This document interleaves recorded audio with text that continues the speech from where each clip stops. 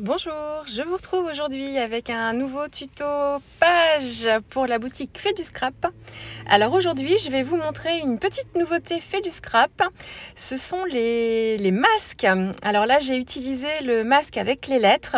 Je trouve ça vraiment super pour... coucou. Je trouve ça vraiment super pour faire des fonds de page, pour l'art journal aussi, travailler ses fonds. Je trouve ça super sympa. Donc, je vais utiliser ce nouveau masque-là. Je travaille sur une base de papier mix média. Le Weissen Creative est très très bien pour ça. Je travaille avec une petite photo paysage. Et là, je suis en train de voir où est-ce que je vais placer mon fond, comment je vais construire ma page. Donc, j'ai envie de changer un peu. Je fais souvent des mises en page centrales. Là, j'avais envie de la décaler un petit peu. Donc, je pars là-dessus. Et je vais associer mon masque avec... je vais l'utiliser comme un tampon. Et je peux l'associer avec les Distress Oxide. Mais là, c'est pas ce que je vais choisir. Je vais plutôt partir sur les Magical. Alors, les Magical, ce sont des poudres de la marque Lindy's Gang. Lindy's Stamp Gang même, je crois, précisément. Ce sont des petites poudres de pigments que l'on dilue ensuite avec de l'eau. Et la particularité de ces petites poudres-là, c'est que ça fonctionne comme les brochos, comme les Shimmer Powder de Nuvo ou les Cosmic Shimmer. Ce sont plein de petits pigments en fait colorés qui viennent composer la couleur finale. Et donc, ça peut donner des effets assez sympas. Alors là, moi, je l'utilise vraiment comme une encre liquide. Donc, je mets un peu de poudre sur mon pochoir. Là, je mets sur ma gel presse, que ça me permet de récupérer l'excédent de couleur. Mais à la limite, sur une plaque en verre ou un papier brouillon, ça fait aussi l'affaire. Je mets un peu de poudre, je pchite de l'eau, je répartis bien mes pigments parce que moi je veux pas avoir toutes les couleurs qui composent la couleur finale, je veux avoir vraiment tout de suite la couleur finale. Donc je mélange avec mon doigt. Si vous voulez pas vous salir les mains, un petit pinceau, c'est très très bien. Vous regardez, si vous trouvez qu'il manque un petit peu de matière en fait sur le pochoir, vous repchitez un petit peu plus d'eau. Ensuite, vous retournez votre pochoir directement sur votre fond de page et avec un essuie-tout, un petit chiffon propre, vous venez presser en fait sur le pochoir pour venir retirer l'excédent de couleur qui s'échapperait du pochoir, éviter que ça ne bave. Et puis on retire le pochoir. Enfin là c'est un masque, mais vous voyez ce que je veux dire. On retire le masque et du coup on voit le motif du masque s'imprimer sur le fond de page comme on l'aurait fait avec un tampon. Alors, moi j'ai répété l'opération 2 fois, donc pour continuer ma mise en page, et je voulais quelque chose d'assez flou, donc j'ai remis des petites gouttelettes d'eau en fait pour flouter un petit peu mon motif, donner un effet vraiment aquarellé, et je trouvais que c'était pas encore suffisant malgré les gouttes, donc j'ai carrément pchité de l'eau et j'ai fait des petites coulures pour avoir un motif comme ça qui soit tout fondu. Donc on distingue les lettres par endroits, notamment sur le bas, un petit peu sur le haut. Et voilà, donc je trouve ça super sympa comme pochoir. Vraiment, les lettres, c'est vraiment passe-partout sur plein de types de projets différents. C'est vachement bien. Alors, je continue mon travail de page. Donc là, j'utilise un autre pochoir tout en hauteur de la Fait du Scrap. C'est le pochoir brique. Et je voulais en fait travailler. Je vais rajouter une feuille de papier blanc déchirée sur ma page. Mais je trouvais que le papier blanc tout seul, ça manquait d'intérêt finalement. Ça cassait un peu le fond qui est assez flashy. Moi, vous savez, j'aime bien travailler la couleur de plus en plus, mais il faut qu'il y ait du clean quand même qui vienne contrebalancer l'ensemble. Donc c'est pour ça que j'ai rajouté du blanc, mais mon papier tout seul, c'était pas super. J'ai songé aussi l'embosser à froid avec des classeurs de gaufrage, mais j'ai quand même une grande surface et je voulais pas faire des raccords. Donc je me suis dit, de la modeling passe en ton sur ton, avec le pochoir qui est tout en longueur, qui fait la hauteur de la page, donc c'était plutôt facile. J'ai laissé sécher ma page tranquillement et ensuite je suis venue, je l'ai reprise et je suis venue travailler un peu mon fond. Donc j'ai utilisé des tamponnages en fait, les petits trous là, ce sont des tampons All & Create, et autrement les petites croix, ce sont des tampons clear de Florilège Design, et autrement ce sont des tampons détourés de la Fait du Scrap. Donc vous avez des petits polas, les petits onglets aussi. Voilà, donc tout ça, ce sont des choses de la Fait du Scrap. Et alors, je viens travailler mes éléments. Au début, je voulais les laisser blancs et puis ça faisait pas beaucoup de rappel en fait du fond. Je sais pas, il manquait quelque chose. Donc j'en ai colorisé un ou deux pour voir un peu ce que ça donnait. Et puis du coup, comme j'aimais bien, j'en ai colorisé un petit peu plus. Et voilà, donc là, j'essaye de voir un petit peu quelle mise en page je vais faire. Donc je suis sur une seule couleur, hein. C'est pas un monochrome non plus, mais je travaille vraiment que du bleu. J'ai pas rajouté de couleur supplémentaire ici.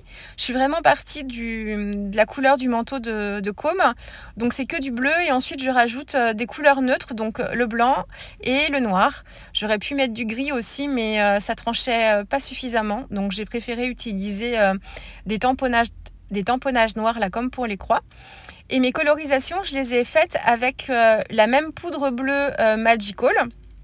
Je vous mettrai comme d'habitude les liens sur l'article du blog, hein. Vous aurez les liens vers les produits directement. Donc j'ai travaillé avec un bleu et j'ai travaillé avec une poudre Magical aussi noire pour me faire des dégradés en fait du noir vers le bleu, pour apporter un petit peu d'effet et que ce soit un petit peu plus intéressant en termes de contraste. Et je travaille aussi avec des petits pinceaux là que j'ai détourés. Ce sont des planches de tampons de Shoe & Flower de la collection une collection, je vous mettrai aussi des liens, mais c'était sur la collection une grande planche de clear mon nuancier. Il y avait des taches de peinture, il y avait des tubes que j'utilise aussi, un petit pinceau comme ça. Donc je les ai tamponnés plusieurs fois et puis j'en ai colorisé certains. Donc là j'en utilise deux, un colorisé et l'autre laissé blanc. Et j'ai récupéré aussi une étiquette qui me restait d'un précédent projet que j'avais travaillé à la gel presse. Donc la gel presse avec mes acryliques et de l'acrylique noir. Et j'avais fait un fond comme ça. Et ensuite j'avais tamponné sur mon fond un tampon clear étiquette de l'encre et l'image. Donc je m'en sers un petit peu pour souligner ma photo et je fais mon petit travail de composition. Donc des petits pots là, voilà, j'essaye de travailler en longueur avec un effet un peu de triangle, vous voyez, en haut. Ensuite on se décale un petit peu sur la gauche, on s'arrête sur la photo et on descend le regard un petit peu plus vers la droite. Voilà, c'était pour moi mon sens de lecture. Et mon titre, Enjoy, c'est un die d'une ancienne collection de mes petits ciseaux de la collection Grunge que j'avais découpé. Alors, je ne sais plus si c'est là de loin, je ne sais plus si c'est un papier noir tout simple ou si c'était aussi un fond fait avec les acryliques, avec ma gel presse et les acryliques noirs. Je ne sais plus très bien. Le petit mot authentique, c'est un tampon clear de Florilège. C'est des tout petits sets de tampons avec plusieurs mots comme ça. Il y a 2 sets différents avec ce type de tampon. Donc voilà, donc j'ajuste toujours un petit peu, vous voyez. Hein, alors là encore, ça peut paraître peu de choses, mes petits déplacements à droite, à gauche, mais pour moi, c'est essentiel en fait de déplacer de quelques millimètres à droite ou à gauche. Ça me permet vraiment de trouver l'équilibre comme ça.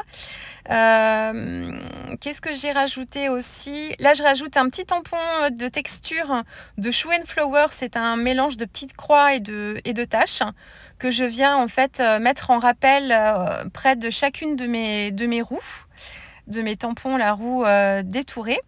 Et je trouvais que le papier déchiré là avec les briquettes, le fait d'avoir déchiré mon papier, ça me permet de faire une transition plus douce entre ce papier et mon fond. Donc ça me permet d'avoir un lien entre les deux papiers, mais je trouvais que c'était encore trop tranché, que ça manquait de quelque chose, ça faisait trop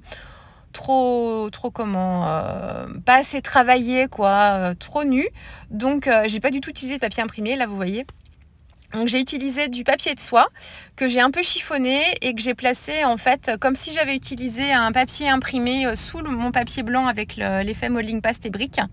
Et ça me permet d'apporter une texture. Alors le papier de soie c'est très pratique parce que c'est beaucoup moins transparent que le calque. Il y a un effet de matière différent aussi. Moi j'aime beaucoup l'utiliser. Je trouve que ça apporte de la légèreté, une transparence mais pas complète non plus. Je trouve ça sympa. Et le fait de le froisser aussi, ça donne un petit côté freestyle assez sympathique.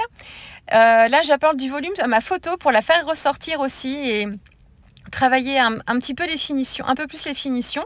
Donc je colle ma photo sur une chute de carton gris et pour que ce soit un petit peu plus joli, quand on la regarde de côté, je passe un trait de Posca blanc tout simplement sur le tour de ma photo. Alors le carton gris a tendance à boire un peu le Posca, donc faut pas hésiter à faire plusieurs passages. On attend bien que ça sèche entre chacun des passages. Alors ça sèche très vite, hein, mais ne le faites pas directement dans les 10 secondes qui suivent. Laissez bien le temps à l'acrylique blanche, hein, parce que c'est de l'acrylique on trouve dans le Posca. Il faut bien laisser le temps à l'acrylique de sécher, mais avec un passage déjà c'est mieux que le gris du carton, mais 2 voire 3 c'est pas mal et c'est assez rapide. Donc voilà pour ma photo, ça m'évite d'utiliser de la mousse 3D aussi notamment.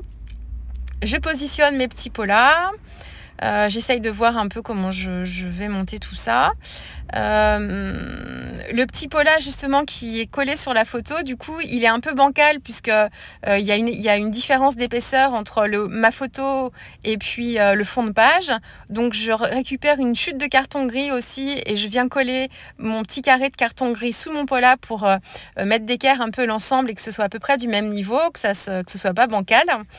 Et puis je continue d'ajuster, là je suis pas encore bien arrêtée sur mes petites croix, je veux les mettre mais je veux qu'on les voit mais pas trop non plus, donc j'essaye de voir si j'en mets 2 à cet endroit là, mais si j'en mets 2 là, du coup comme j'ai 3 cercles ça me va plus, donc voilà, bon, c'est un petit travail de patience comme d'habitude, on teste des choses, donc là pareil, si je vous laisse ces différentes étapes là, c'est pour que vous vous rendiez compte aussi que même si on scrape depuis longtemps et que vous avez l'impression que quand vous voyez nos pages terminées, vous avez l'impression que ça vient tout seul et que c'est très facile pour nous de trouver l'équilibre, eh bien détrompez-vous, alors quelquefois ça vient très vite.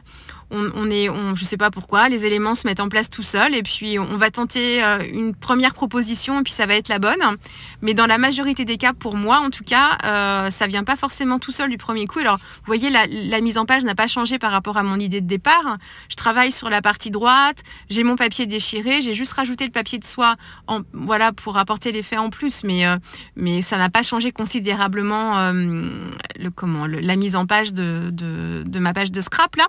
Donc on reste sur l'idée première. Après c'est vraiment le placement de chaque petit embellissement qui va faire la différence. Le petit clip tout en haut, c'est un tampon Florilège Design que j'ai détouré, et pour donner aussi un effet assez sympa et pour rajouter un petit peu de relief aussi et un peu de dynamisme et de mouvement, j'ai alors mes cercles, enfin mes roues là sont collés directement sur le papier, donc je n'ai pas de mousse 3D ou de petits cartons gris pour les mettre en volume. Par contre, j'ai en fait recourbé les bords en essayant un peu de les vieillir un petit peu, pas de les chiffonner, mais vous voyez, de les recourber un petit peu. J'ai utilisé aussi à un moment mon distresseur, donc mon petit outil là pour venir vieillir un petit peu le bord des papiers ou des photos. Donc j'aime bien faire ça aussi. Je le fais plus souvent sur des motifs de tampons, souvent sur des petits insectes avec les ailes qui s'envolent un petit peu. Mais c'est vrai que là-dessus, je trouvais ça assez sympa. Le papier de soie aussi n'est pas collé en fait sur la partie qui dépasse. Il est collé sous le papier. Il est collé sur le fond en fait, sous le papier blanc avec les briques. Mais autrement, il n'est pas du tout collé en fait sur mon fond de page, sur la partie qui est apparente là. Donc il y a du mouvement aussi apporté par ce papier de soie. Et je voulais apporter encore un peu de dynamisme à la page avec le côté un peu vieilli des 3 roues là que j'ai utilisées. En fait, j'en ai utilisé 3 que vous voyez très très bien et j'en ai une 4e qui se cache sous ma photo après l'étiquette. Voilà, on voit un tout petit peu de bleu. Ça fait un petit rappel et ça me permet aussi de faire à ma photo de se détacher un peu de mon fond aussi pour qu'elle ressorte encore mieux. Donc voilà, j'ai trouvé finalement un emplacement pour mes petites croix. Donc j'en ai une en bas, mais vous allez voir que je vais en rajouter une autre, il me semble, de mémoire. Qu'est-ce que j'ai à vous dire là-dessus? En termes de matériel, bon, je vous ai à peu près tout dit. Ici, c'est de l'encre de Chine que je vais rajouter. Alors, je veux des petites gouttes, mais j'en veux des plus grosses. Moi, ce que j'utilise souvent, ce sont des dots. Alors moi, j'utilise les Crystal Drops de Nuvo. Donc j'en ai des colorés, mais je les utilise très peu. En fait, j'utilise plus souvent les noirs et les blancs. Et là, je voulais apporter des petits dots, mais je voulais pas de volume par rapport au reste. Alors vous allez dire pourquoi? Je sais pas, j'avais pas forcément envie là. Donc j'ai préféré prendre de l'encre de Chine et de faire des petites gouttes en tapotant mon pinceau, mais aussi d'en laisser tomber certaines avec mon pinceau un petit peu plus haut pour avoir un effet splash. On dit en anglais des splatters, je crois. Donc c'est vraiment ça, pour avoir un petit effet différent et à la place de mettre des dots. Alors c'est beaucoup plus aléatoire que les dots, on est d'accord, mais j'aimais bien ce côté-là. Voilà, écoutez, je vous laisse avec les photos. Et puis j'espère que vous aurez apprécié aussi ce nouveau produit fait du scrap avec ce nouveau masque. Je vous dis à très vite. Au revoir.